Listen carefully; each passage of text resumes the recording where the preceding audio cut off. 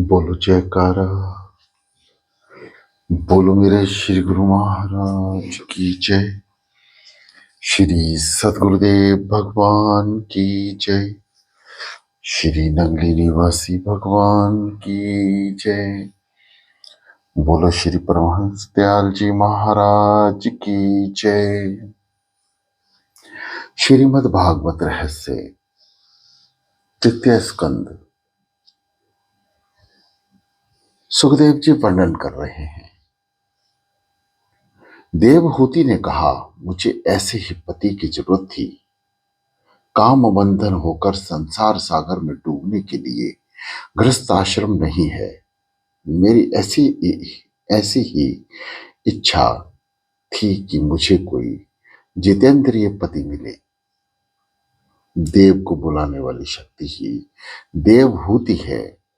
निष्काम बुद्धि ही देव को बुला सकती है। मनु महाराज ने विधि पूर्वक कन्यादान कर दिया। देवहूति करदम का विवाह हो गया। देवहूति करदम के आश्रम में रहने लगी। उसने सोचा कि मेरे पति तपस्वी हैं, अतः मुझे भी तपस्विनी होना होगा। वे दोनों 12 वर्ष तक एक ही घर में रहते हुए भी सन्यासी और निर्विकार रहे। दक्षिण प्रदेश में आज से 1100 वर्ष पहले वाचस्पति मिश्र नामक के ऋषि हो गए हैं। छठ शास्त्रों पर उन्होंने टीकाएं लिखी हैं जो आज भी प्रख्यात हैं। वे सारा दिन तपश्चर्या और ग्रंथ लेखन में बिताते थे। विवाह होने के बाद 36 बरस गुजर गए, किंतु वह ये भी नहीं जानते थे कि उनकी पत्नी कौन है। 36 वर्ष साथ रहने पर भी वे अपनी पत्नी को पहचानते नहीं थे। एक दिवस वे ब्रह्म सूत्र के शंकर भाष्य पर टीका लिख रहे थे। भाष्य लिख रहे थे, किंतु एक पंक्ति कुछ ढंग से लिखी ना जा रही थी। दिया भी कुछ धुंधला सा हो चला था, अतः ठीक तरह से दिखता भी नहीं था। उनकी पत्नी दिए की लो बढ़ा रही थी। इतने में वाचस्पति की नजर उस पर पड़ी तो उन्होंने पूछा, देवी तुम कौन हो? विवाह हुए 36 बरस बीत चुके थे, फिर भी वे अपने पत्नी को पहचानते नहीं थे।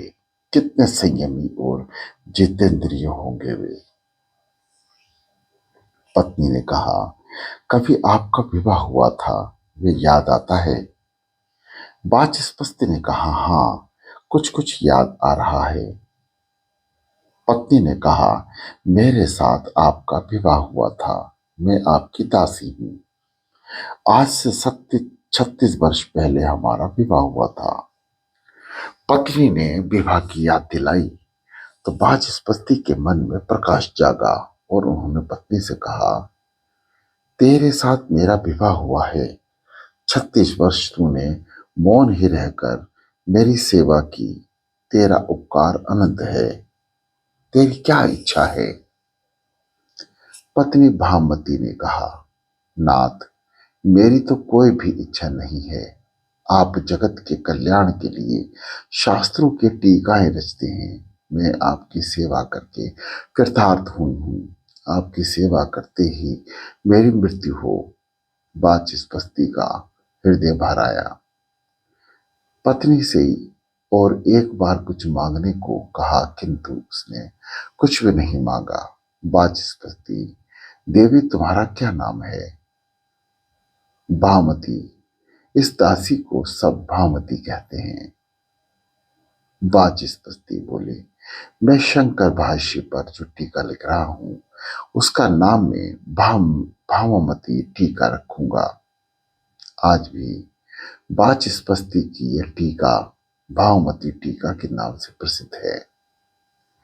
ऐसा था कि हमारा भारतवर्ष एक ही घर में 36 वर्ष तक साथ साथ रहकर भी संयम का उन्होंने पालन किया था। ऐसे संयमी को ही ज्ञान मिलता है, ज्ञान बाजार में नहीं मिलता। आजकल आजकल पुस्तकों के द्वारा ज्ञान का प्रचार और प्रसार बहुत हो रहा है, किंतु किसी व्यक्ति के मस्तिष्क में ज्ञान दिखाई नहीं देता। पूर्ण संयम के बिना ज्ञान नहीं पाया जा सकता। पूर्ण संयम के बिना परमात्मा भी प्रकट नहीं होता।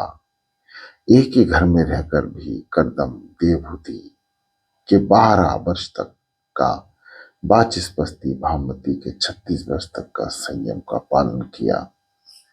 आजकल का मनुष्य तो 36 घंटे भी संयमित नहीं रह सकता। कर्दम जीवात्मा है और देवहूति बुद्धि।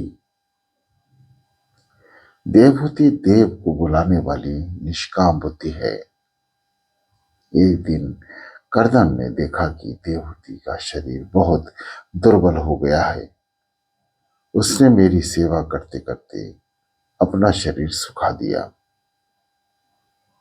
ये देखकर उनका दिल भर आया। उन्होंने देवहूति से कहा कि देवी, कुछ वरदान मांगो, तुम भी जो मांगोगी वही मैं दूंगा। देवहूति ने कहा, आप जैसे ज्ञानी पति मुझे मिले हैं, यही वरदान है। मैं तो पूजा करके बस इतना ही मांगती हूं कि मेरा सौभाग्य अखंडित रहे। पहला पेट है, ये पेट का दाता परमात्मा। स्त्री का धर्म है कि रोज वे तुलसी और पार्वती की पूजा करे। आज की स्त्री तुलसी की पूजा तो करती होगी, किंतु चाय नाश्ता करने के बाद। यह सुनकर कर्दम बोले, कुछ ना कुछ तो तुम्हें मांगना ही होगा। पति के आग्रह करने पर देवहूति ने कहा कि आपने प्रतिज्ञा की थी कि एक संतान होने पर संन्यास लेंगे। अब यदि इच्छा हो तो एक बालक का मुझे दान दें। मनुष्य शरीर की रचना ही ऐसी है कि वह भोगों का मर्यादित परिणाम में ही उपभोग कर सकता है। मर्यादा का उल्लंघन करेगा तो भी रोगिष्ट हो जाएगा। कर्दम बोले, मैं तुझे दिव्य शरीर अर्पित करूंगा। देवहूति सरस्वती के किनारे पर स्नान करने गई। सरस्वती में से अनेक दासियां निकली। देवहूति ने स्नान किया और उनका शरीर बदल गया। कर्दम ऋषि ने संकल्प के बल से विमान बनाया और दोनों बैठ गए। कथा में शांत और करुणा रस प्रधान है। श्रृंगार रस का वर्णन करने की आज्ञा महात्माओं ने नहीं दी है। श्रोताओं को संसार के विषयों के प्रति अरुचि हो और ईश्वर के प्रति प्रेम हो, यह लक्ष्य में रखकर वक्ता को कथा करनी चाहिए। कथा श्रवण के बाद विषयों के प्रति अरुचि और ईश्वर के प्रति रुचि ना हुई तो समझो कि कथा सुनी ही नहीं है। कथा सुनकर वैराग्य होता है। भागवत में दूसरे स्कंद में महर्षि जी ब्रह्मा जी ने नारद को बताया है कि कथा किस प्रकार करनी चाहिए। इन 100 वर्षों में देवहूति ने 9 कन्याएं हुई, किंतु पुत्र एक भी ना हुआ। जो 9 कन्याओं का पिता होता है उसके यहाँ कपिल आते हैं। जिनकी 9 पुत्रियां होती हैं उसे ज्ञान मिलता है। 9 कन्याओं का अर्थ है नवदा भक्ति।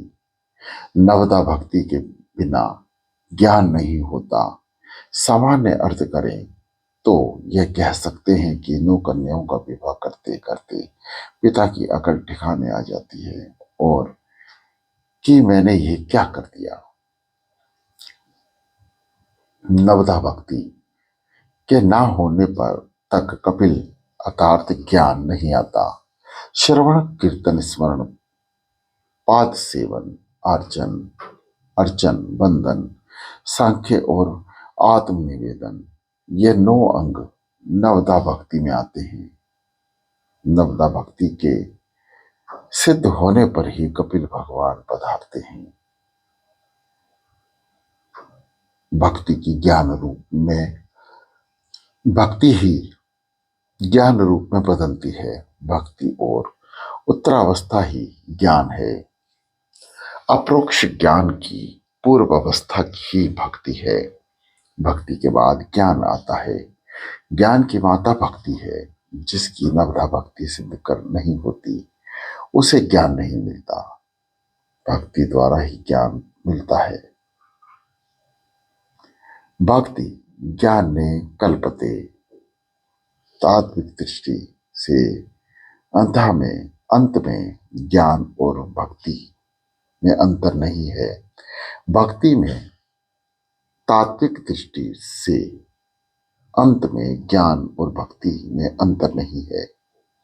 भक्ति में पहले दसोहम दासोहम है और फिर सोहम है। 9 कन्याओं को जन्म के बाद करदम संन्यास लेने के लिए तैयार हुए। एक एक दिवस करदम ने सोचा कि अब तो इस विलासी जीवन का अंत आए तो अच्छा होगा। सत्य प्रधानता ब्रह्माण, वैश्य विलासी जीवन जिए तो कोई बात नहीं, किंतु ब्राह्मण कोई शोभा नहीं देता। अतः करदम ने सोचा कि एकांत में बैठकर मैं तप करूं। देवहूति ने कहा, मैं भी त्याग करना चाहती हूं। विवाह का अर्थ है तन दो, किंतु मन तो एक ही है। देवहूति बोली, नाथ, आपने तो वचन दिया था कि एक पुत्र के जन्म के बाद आप संन्यास लेंगे। पुत्र का जन्म तो अभी तक हो ही नहीं पाया है।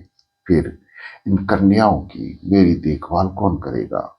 इन कन्याओं की व्यवस्था करने के बाद ही संन्यास लीजिए। सुखदेव जी ने वर्णन कर रहे हैं। करदम है देवहूति ने विकार का त्याग किया। उन्होंने कई वर्षों तक परमात्मा की आराधना की। उनके बाद देवहूति के गर्भ से साक्षात नारायण ने वास किया। 9 मास का समय समाप्त हुआ। आचार्यों, योगियों और साधु आचार्य प्रकट होने वाले थे। ब्रह्मादि देव करदम ऋषि के विषय में आए, करदम ऋषि के आश्रम में आए। ब्रह्मा जी ने करदम ऋषि से कहा कि तुम्हारा गृहस्थ आश्रम सफल हुआ। तुम अब जगत के पिता बन गए हो। ये बालक जगत को दिव्य ज्ञान का उपदेश करेगा। जीव भगवान के लिए आतुर होता है और भगवान का अवतार होता है। आतुरता के कारण भगवान के दर्शन होते हैं।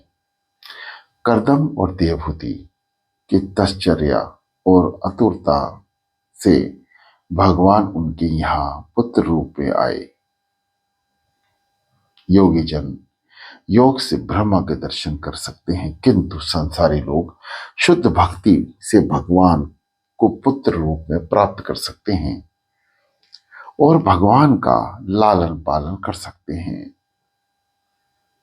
कपिल भगवान ने जन्म लेने पर देवहूति ने करदम से कहा,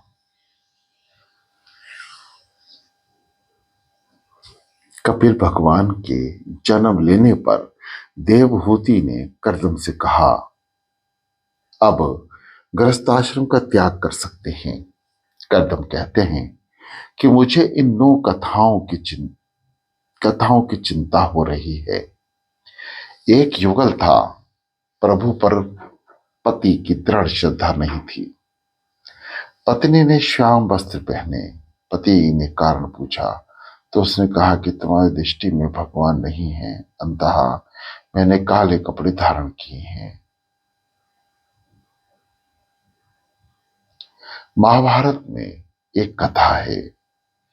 भीष्म ने प्रतिज्ञा की कि काल में दर्शन को वध करूंगा। महाभारत में कथा है कि भीष्म ने प्रतिज्ञा की कि कल मैं अर्जुन का वध करूंगा।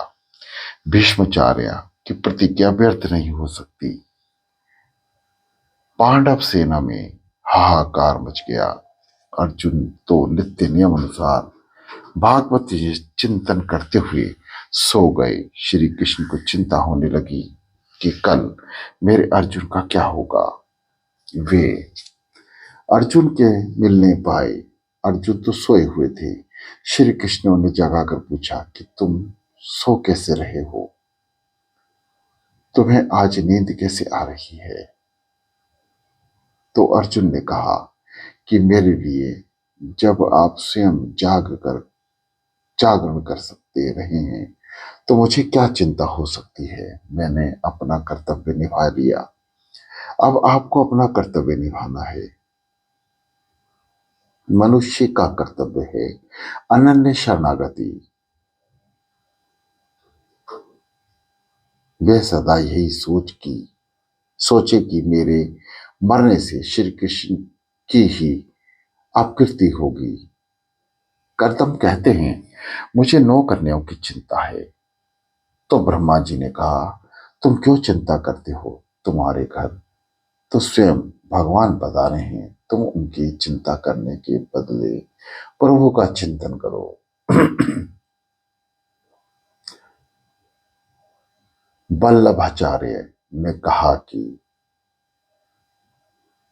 चिंता कदापि न कार्य। सेवा स्मरण करते हुए जो वैष्णव तमन्ने होते हैं उनकी चिंता ठाकुर जी करते हैं। ब्रह्मा नौ ऋषियों के साथ ब्रह्मा 9 ऋषियों को अपने साथ लाए थे। सभी ऋषियों को एक एक कन्या दे डाली। अत्रि को अनसुन्या, वशिष्ठ को अधुरति आदि। कर्मद ऋषि ने सोचा कि अब अपने सिर से सारा भार उतार दो। वे कपिल के पास आए और कहने लगे कि मुझे संन्यास लेना है। कामन्या कर्मणा न्यायसा संन्यासा कवयो बुद्धवा विदुहा। केवल ईश्वर के लिए जो जाए वही सन्यासी है। कपिल ने कहा कि आपकी इच्छा योग्य है। संन्यास लेने के बाद आप किसी प्रकार की चिंता ना करें, आप अपना जीवन ईश्वर को अर्पित कर दें। मुक्ति 2 प्रकार की है। केवल्य मुक्ति जिसमें जीव ईश्वर में लीन होता है और दोनों एक मन बन जाते हैं। भगवती मुक्ति, इसमें भी ईश्वर से जीव प्रेम से एक तो होता है किंतु थोड़ा सा द्वेष रखकर नित्य लीला नित्य सेवा में मगन रहता है। कर्दम ऋषि ने संन्यास ग्रहण कर लिया। परमात्मा के लिए सभी संसार सुखों का त्याग भी संन्यास है। त्याग करने पर संन्यास उजागर नहीं होता, किंतु लोग निवृत्त होने पर पेंशन पर जाने भी दूसरी नौकरी की तलाश करते हैं। संसार सरकार ने जब कह दिया कि तुम नौकरी करने योग्य नहीं हो रहे, फिर दूसरी नौकरी क्यों ढूंढते हो। अब तो भगवान का भजन करने के दिन आए हैं। संन्यास की विधि देखने से सौभाग्य वैराग्य होगा। संन्यास की क्रिया में बिरजा होम करना पड़ता है। देव ब्राह्मण सूर्य अग्नि आदि शक्ति में विराजमान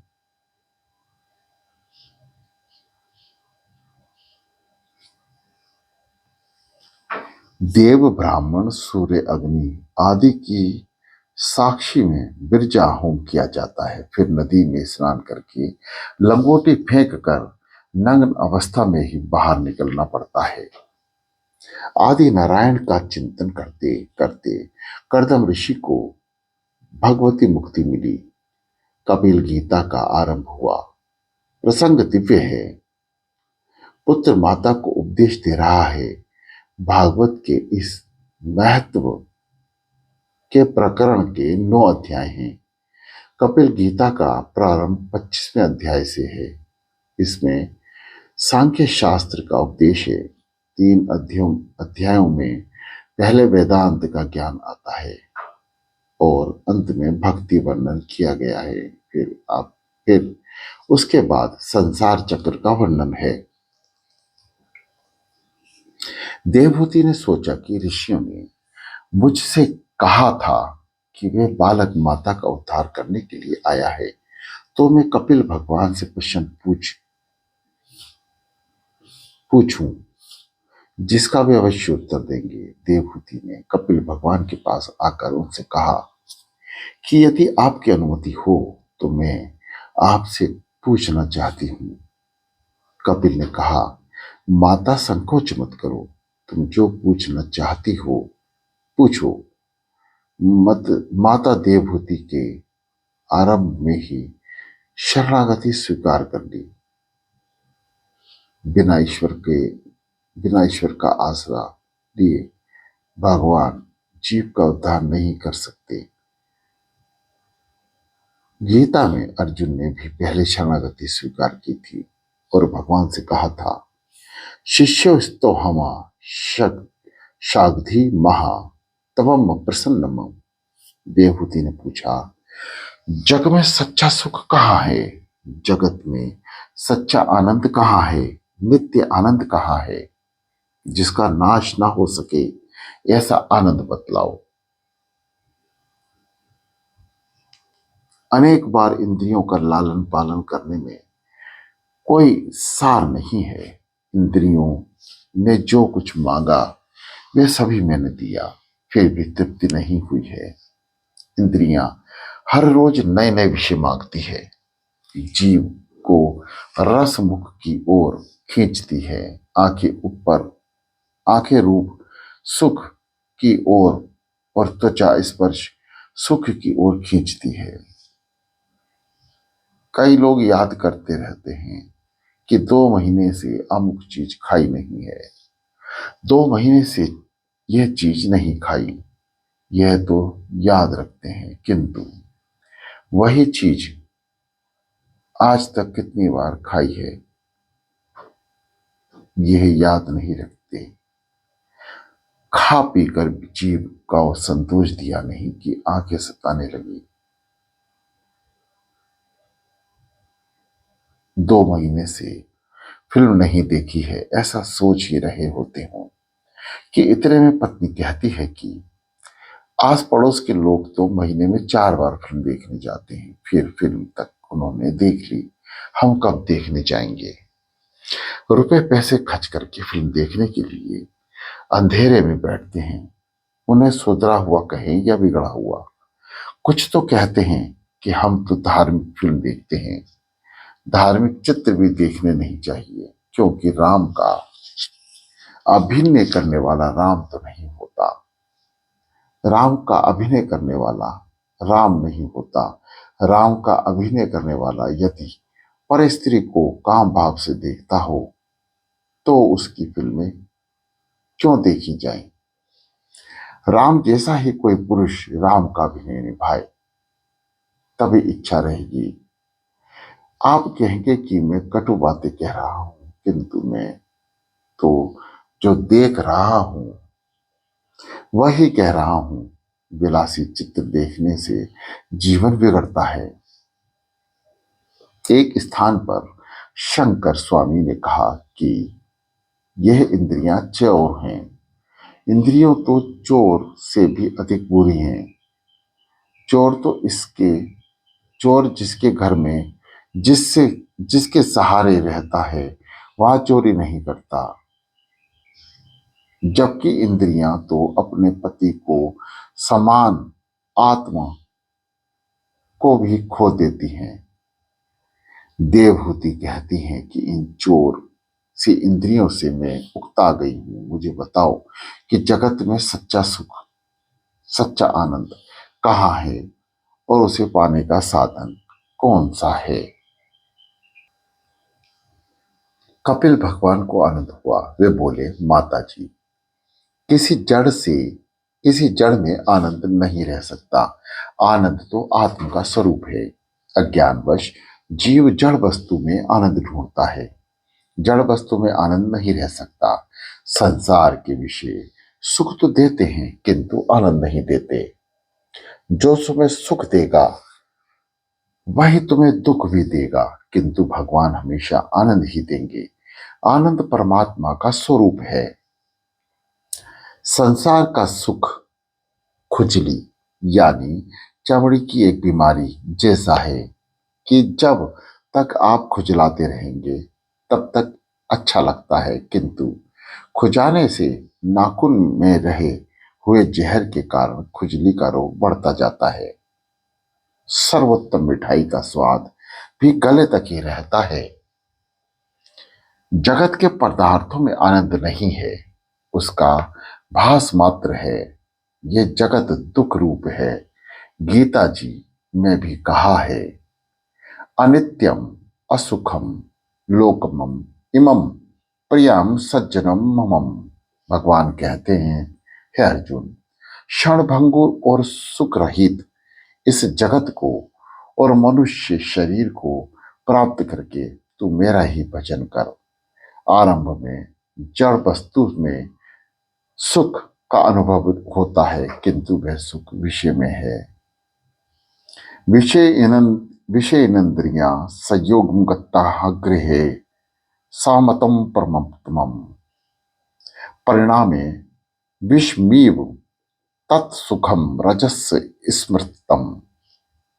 विषयों और इंद्रियों के संयोग से जो सुख उत्पन्न होता है वे आरंभ है, यानी भोग काल, जो अमृत जैसा लगता है, किंतु परिणाम की दृष्टि से तो विष माना ही है।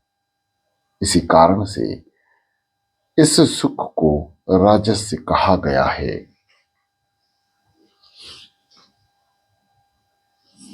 इंद्रियों को सुख की तृप्ति नहीं होती। विवेक रूपी धन का हरण करके इंद्रियां जीव और संसार रूपी गर्त में फेंक देती हैं। बाहर के विषयों में ना तो आनंद है और ना तो सुख। आनंद बाहर नहीं अंदर है। आनंद में माता यदि शरीर में आनंद होता तो उसमें प्राणों के निकल जाने के बाद भी लोग उसे जंकोर अपने पास रखते। विषय जड़ है। जड़ पदार्थ में आनंद रह नहीं सकता। चैतन्य के स्पर्श के कारण ही जड़ पदार्थ में आनंद सा प्रतीत होता है।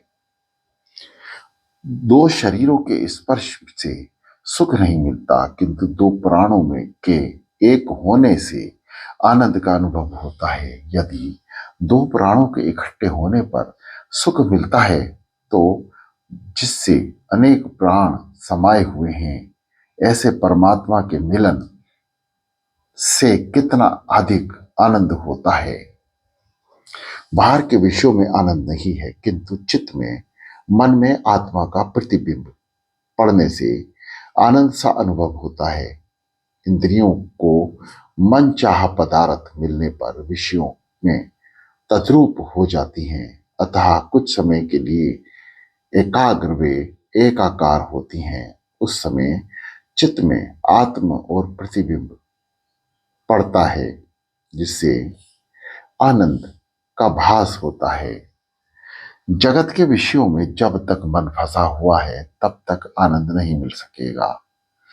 आनंद परमात्मा का उसी प्रकार सहज स्वरूप है कि जिस प्रकार शीतलता जल का सहज स्वरूप है। आनंद आत्मा में ही है। आनंद आत्मा और परमात्मा का मिलन ही परमानंद है। भगवान में मन फंसे और डूबने लगे तभी आनंद मिलता है। बार बार अपने मन को तुम समझाओ कि संसार की जड़ पदार्थ में सुख नहीं। सोने पर सब भूल जाने से आनंद मिलता है। सारे संसार को भूलने के बाद ही गाढ़ी नींद आती है। आत्मा तो नित्य शुद्ध और आनंद रूप है। सुख दुख तो मन के धर्म है। मन के निर्विषय होने पर आनंद मिलता है। दृश्य में से दृष्टि को हटाकर दृष्टा में स्थिर किया जाए तो आनंद मिलेगा। आनंद परमात्मा का स्वरूप है। आदत हजामत काम कम करोगे तो सुखी होगे। बोलो जयकारा, बोलो मेरे श्री गुरु महाराज की जय।